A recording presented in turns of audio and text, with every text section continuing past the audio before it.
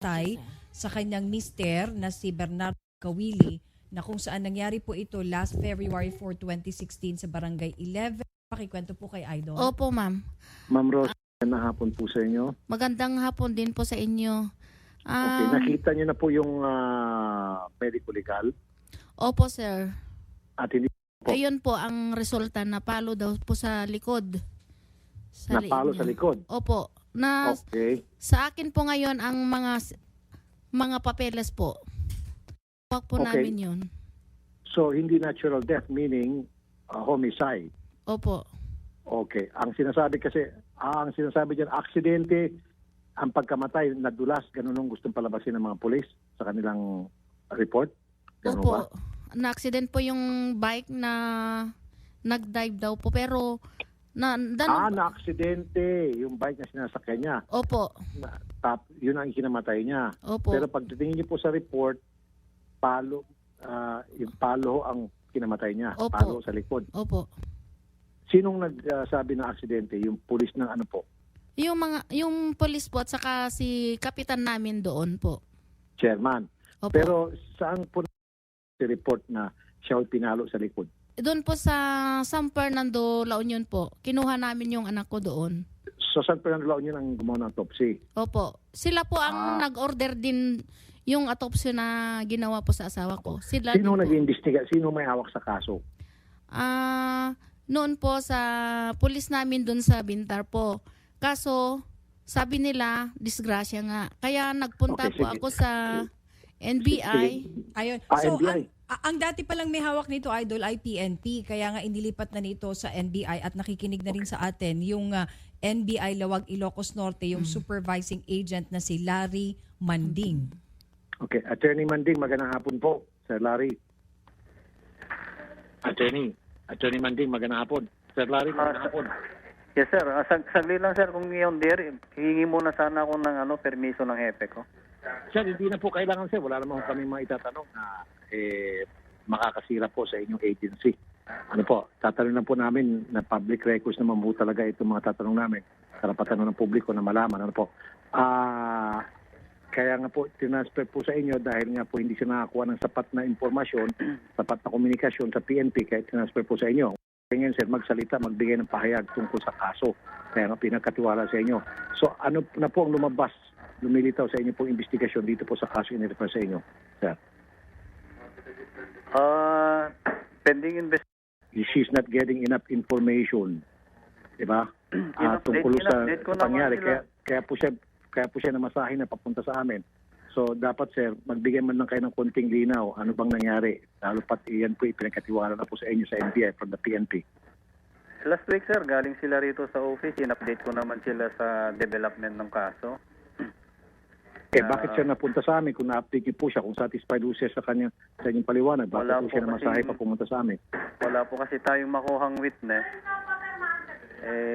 Nangyari yung incident na yun. Kaya nga, sir, para masatisfy po natin siya, sir, magpaliwanag din po kayo, sir. Ano bang napag-usapan niyo at ano ho ba talagang sitwasyon?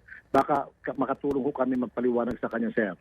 Right? So ano ho ba talaga sa advice ginawang ko sana, investigation? sir, dito na lang, pumunta na lang siya sa office at dito na lang namin. Anyway, last week na yun, advice ko naman sila sa development. Kaya nga, sir, pakisabi sa ano ba talaga ang nangyayari. Kasi, sir, kahit kung hindi kayo magsasalita, sir, mapipilitan kayo, tatawag ho kami sa main office. Yung pinaka-boss nyo, yung pinaka-director nyo. Mas maganda po sana, sir, kasi hindi. Pero, sir, dapat magsalita ka. Ano bang meron sa kaso niya? Bakit tamini ka? Bakit ayaw magsalita? Ano meron? Trabaho mo naman yan, sir, magpaliwanag. Wala naman pong... Pero bakit, sir, confidential ba? National security bang involved dyan? Hindi naman, meron naman tayong protocol, sir. And the protocol, sir, that's public records, sir, di ba? Anybody can go to your office and look at the blotter at any given time. Di ba, sir? Karapatan naman yan, freedom of information. Di ba, sir? Na-inform lang ho namin yung complainant regarding sa development ng case. Kaya, why? So, pwede na i-on the air natin. Bakit nga, sir? Sabihin mo sa akin, bakit? Para maintindihan namin. May protocol ho tayo na pagka pending investigation, hindi pwedeng Okay. Yan ang mahirap sa iyo eh. Ang dami mong ginagamit ng mga salita pa, pending investigation. Ang sabihin mo lang, baka ma-frame ang kaso kasi meron na kayong lead. Tama? At ayaw mo na na yung lead na yon mabulgar, malaman ng suspect at makatakas dahil ayaw mong pinapangunahan. Is that what you're trying to say? Sir? Hello, sir? Sir? Premature yung mga sinasabi mo, sir, na ano? Hindi, sir. Ikaw Kausapin niyo yung hepe ko. Yung hepe ko na lang kausapin yung hepe niyo. na lang, sir, kasi hindi ka dapat maging NBI agent, sir. Kung ganun ka magsalita, hindi ka fit na maging NBI agent. Ang maging supervisor lalo pa. Kausapin ko nga supervisor mo. Means, patawagan mo nga yung Manila. Hindi babagal-bagal. O, tsaka Nagtatagutong NBI nito. Lagi sus tawi-tawi. Tawagan mo nga main office, Nins.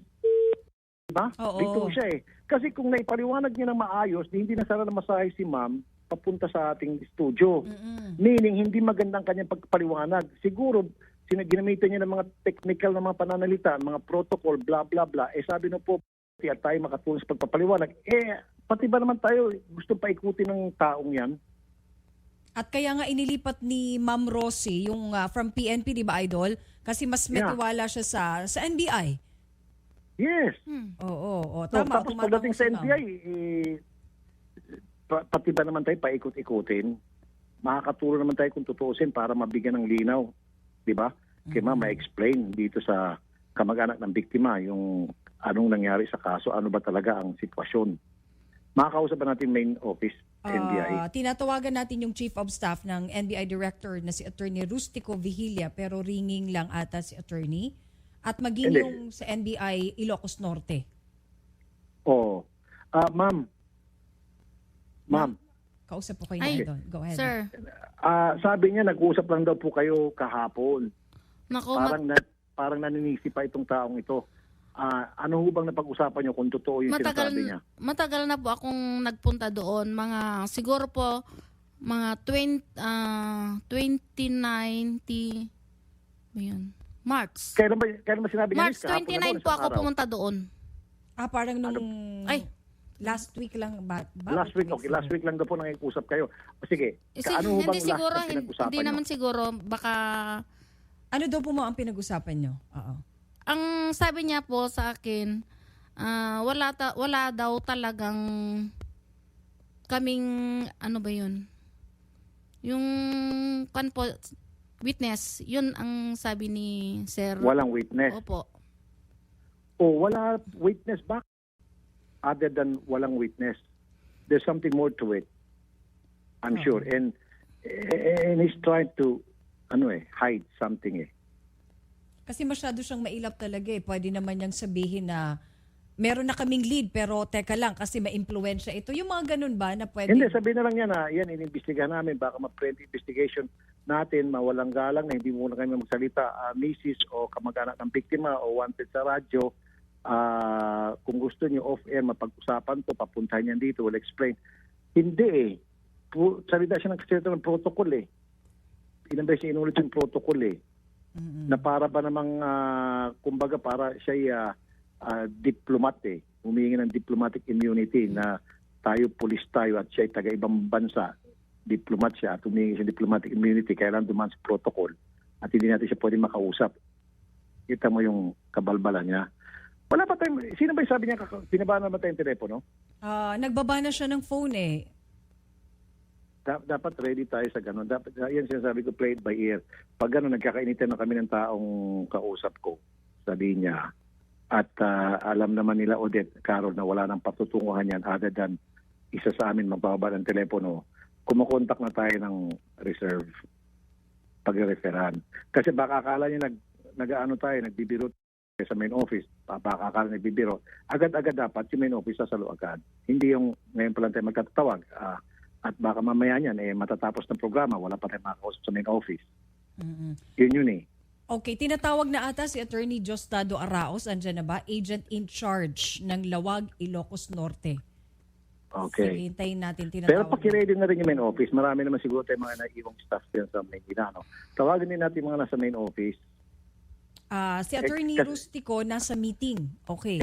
Sino ba si Virgilio? Attorney, yung direktor ng NBI, baka pwede. Di ba? Wala ba tayong makakausap? Lahat nasa meeting ata, Idol? Or ringing yung kanilang phone? dapat kanina pang umaga, tinawagan natin mga dapat tawagan. Nakakainis yan minsan, pumunta sa atin yung pobre na masahe pa, tapos uwi siya luhaan, bitin siya. Huwag ganon. Diba? Sana kanina pa trinabaho yan. Di sana wag natin muna in-on air. Andyan na, Idol, si Attorney Diosdado Araos. Attorney Araos, magandang hapon po, sir. Si Rafi Tufo po sa Radyo 5, live po tayo at saka sa Action TV. Attorney. Attorney, magandang hapon. Attorney. Good afternoon. Si Rafi Tufo po, Attorney, sir. Radyo 5, live po tayo sa Action TV. Sir, all we need to know kung ano ho yung status ng kaso ni ma'am, nasabi naman po siguro sa inyo, without mentioning mga sensitive information na hindi dapat, lang po sa amin, sir, para maiwanagan si ma'am kasi pumunta pa siya all the way from Lawag dahil hindi ho siya napaliwanagan ng husto ng agent ninyo tungkol sa kaso na inilapit niya sa NBI from the PNP. Di ba? Konting paliwanag lang, sir. Pa ito si ma'am bago umuwi po ng Lawag. Actually, may mga ginawa na kami rito Okay. na tinawag na namin na nagkaroon kami ng ocular inspection. Yes, sir. Tapos, naimbitahan namin dati yung mga possible na suspects natin, yung mga kainuman nung biktima. Wala naman Okay. kami. Una silang gustong klaruhin ni ma'am, pati ako rin, sir, interesado. Kasi lumilito ako sa PNP investigation, aksidente raw po, gawa nung mahulog siya sa bike or something like that. Pero hindi naman aksidente, palo daw ho ang pag namatay, ayon po sa autopsy. So tama ho yung pagdududa ni ma'am na hindi ho aksidente, bagkus yan po yung homicide. Tama ho? Maaaring ganun siguro. Ganun, kasi hindi naman natin masasabi kasi yung injury niya, maaaring intentional o gawa nung yung pagkabagsak niya ron sa Bike. sa may crime scene, yung nahulog siya eh. Parang doon siya nakita. Yes, So sir. hindi Yes, sir. naman natin rin-roll out na may foul play ron, kaya nga nag-iimbestiga tayo. So possible foul play kaya po nang nag-iimbestiga. Merong possibility na may foul play, pero meron ding Opo. hindi. Opo. So sa kasalukuyan po, naghahanap po kayo ng mga testigo na nakakita kung yan po man ay homicide. Okay. So para sir, meron na ho ba kayong nakitang testigo? O willing pong magsalita? Wala pa naman kaming makuha, pero naimbitahan nga namin dito yung mga kainuman niya noon. Opo. Siyempre, wala naman silang sinasabi na mga puro deny lang. Opo. So, kaya nga, so lahat po ng mga kainuman niya po, sir, nakausap na. At sinasabing wala silang kinalaman. Tapos At lahat po sila, isasubject sana namin sila sa ang tawag dito sa polygraph test opo. sa hindi namin malamang kadahilanan umayaw sila kasi may abogado nga sila nung tinawag namin. Ayun. Okay, kasi ngayon polygraph test voluntary po 'yon. Ayun. So ano pong next step? Gayon meron pong suspect kung titingnan po yung anggulong yun na ito mga kainuman na rin yung pinaka-close na para magkaroon lino ang kaso na makausap pero ayaw naman po nila magsalita tulad ng pagbibigay submit voluntary sa polygraph test. Ano po yung susunod na hakbang nyo, sir, attorney? Ganoon pa rin, maghahanap pa rin kami ng possible na witness natin. Kasi yun lang naman ang magiging natin, yung pasihan natin. Kasi hindi naman tayo pwedeng mag-rely lang dun sa sugat niya. Opo. Okay. So ma'am, yung Ma'am Rosie, opo, nakikinig kinasir. ba? Idol. So ma'am, nakikinig po kayo. Okay, opo, sir. Paliwanag na po yung si attorney. Ano pong inyong reaksyon?